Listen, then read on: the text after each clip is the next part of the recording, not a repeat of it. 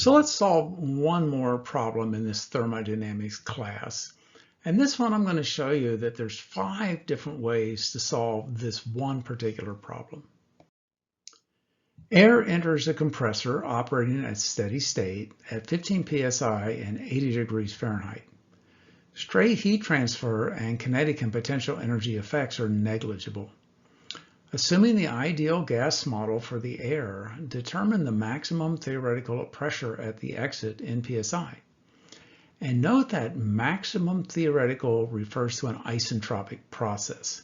And we're going to solve this in multiple ways. So let's lay out our storyboard. We've got a schematic of a compressor with air coming in at state 1 and exiting at state 2. And I've shown our heat transfer convention and work convention. Heat transferring energy into our system is positive Q, and work done by the system on the surroundings is positive work. Now we know an air compressor takes power being put into the air compressor for the process to take place, but I'm just showing conventions here. Here's what we're given. At state 1, the air is fully defined at 15 psi and 80 degrees Fahrenheit, which is 540 degrees R. At state 2, we only know that the final temperature is 400 degrees Fahrenheit or 860 degrees R. It's not fully defined at this point. Let's look at how we can model this system. It's an open system operating at steady state. We were told to ignore any changes in kinetic and potential energy as being insignificant. And we're going to analyze it as an isentropic process. And recall that an isentropic process is highly idealized. It has 3 characteristics. First of all, it's adiabatic, so Q dot 0. It's reversible, so there's no entropy production. And it's a constant entropy process, that is, delta S between states 1 and 2 is 0. And we want to find the final pressure of the air in this compressor. Let's draw a TS diagram.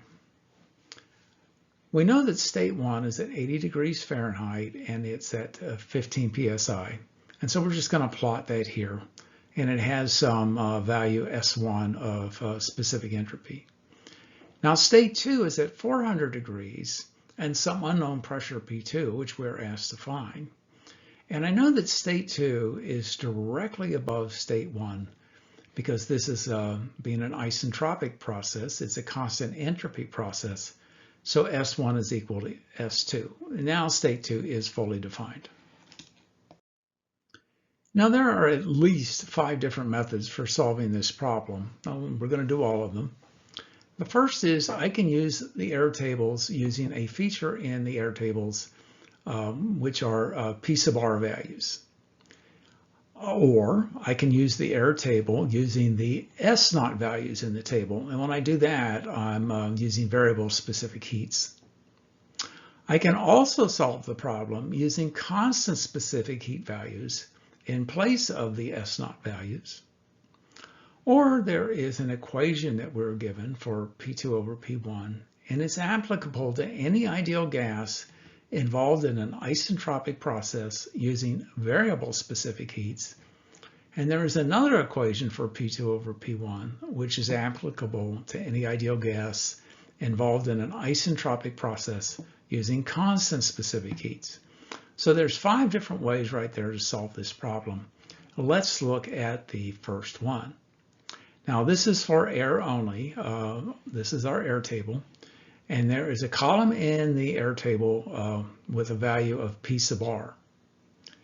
And because we have a constant entropy process, this is applicable. If you come over here to the table, and you'll see this PR column and this VR column, it says this is applicable when delta S is equal to 0. And that is true in an isentropic process. So our equation is this: P1 over P2 is PR of T1 divided by PR of T2.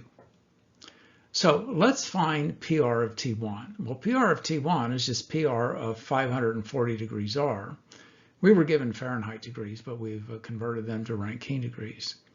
And so I come down here in the temperature column to the 540 degrees R, come over here to my P sub R value, and I get 1.3860.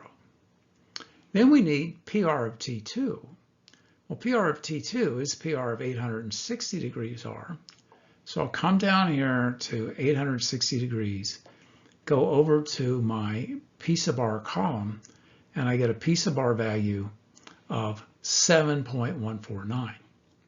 Now I can rearrange this equation and solve for P2, and I get that P2 is equal to P1 times PR of T2 over PR of T1. So P2 is 15 psi, which is P1, times PR of T2, 7.149, divided by PR of T1, which is 1.3860. And I calculate that P2 is 77.4 psi. Let's use a second method to solve this problem. We're going to use the S0 values from the air tables. And we've used this equation before. It says that delta S equals 0 in this case because this is a constant entropy process. But delta S is equal to S0 of T2 minus S0 of T1 minus R natural log of P2 over P1. So we can rearrange this equation and say the natural log of P2 over P1 is just S0 of T2 minus S0 of T1 divided by the gas constant R for air. Well, in the table, S0 of T1 is simply S0 of 540, and that value in the table is 0.60078 BTUs per pound mass R. And S0 of T2 is S0 of 860 degrees R. And the value we get from the air table for that is 0.71323 BTUs per pound mass R. So I've got the natural log of P2 over P1 is equal to S0 of T2 minus S0 of T1 divided by R. Well, R for air is the universal gas constant, 1545, divided by the molecular weight of air, which is 28.97, and this quotient having units of foot-pounds force per pound mass R.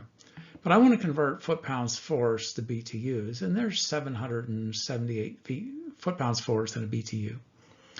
So I've got this natural log of P2 over P1 is equal to 1.6404.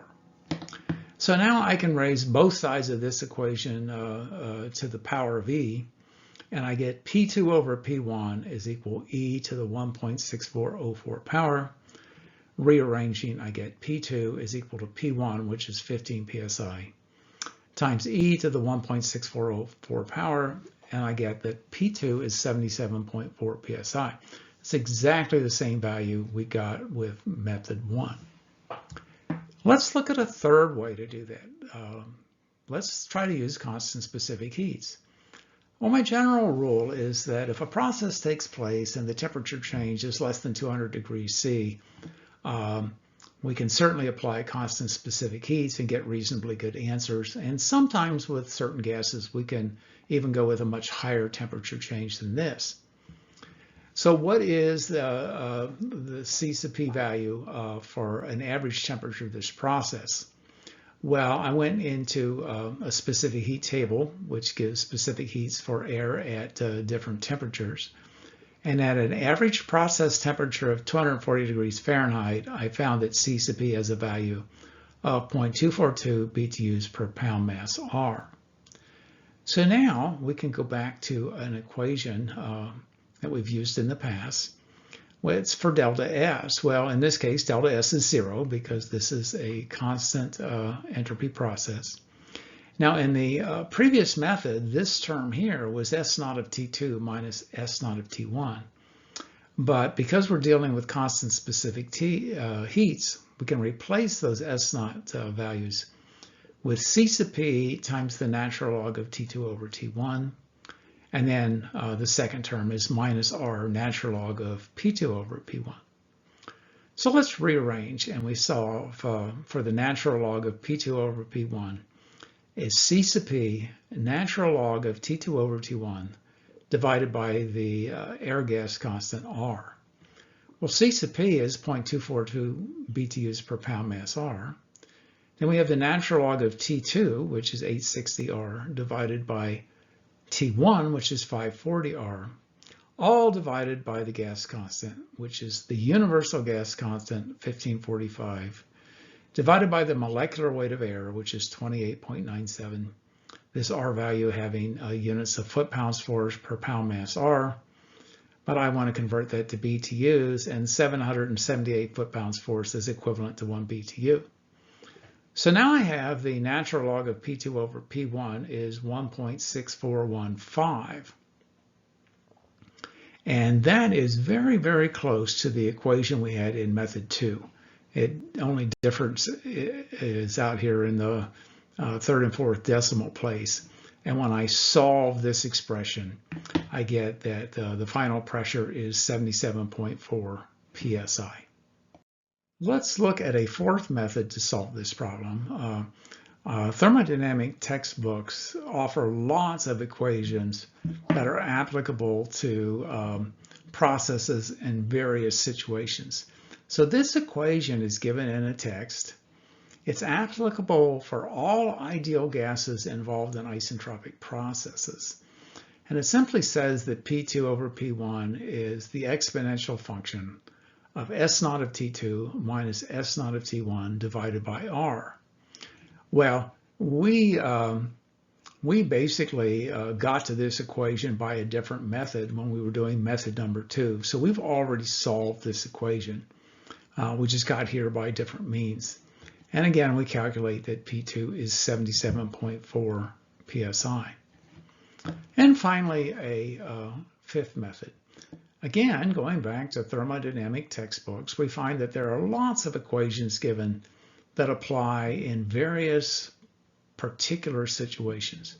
Now, this particular equation is applicable for all ideal gases involved in isentropic processes where constant specific heats may provide reasonably accurate answers. And we already have determined that we can use constant specific heats in this problem and get a good answer. So the equation given in the text is that P2 over P1 is T2 over T1 to the K minus 1 power. So we have to go into tables that offer value of specific heats for common gases. And in this case, we want to find the average K value, or the K value for an average temperature of 240 degrees Fahrenheit, which is the average temperature for this process. And I get from the table that K is 1.3958. Therefore, P2 is equal to P1, 15 psi, times T2, 860 degrees R, divided by T1, 540 degrees R, to the power of K over K minus 1, where K is 1.3958. And I calculate for the fifth time that the final pressure is 77.4 psi. So that's 5 different sources for equations we can use to solve this problem.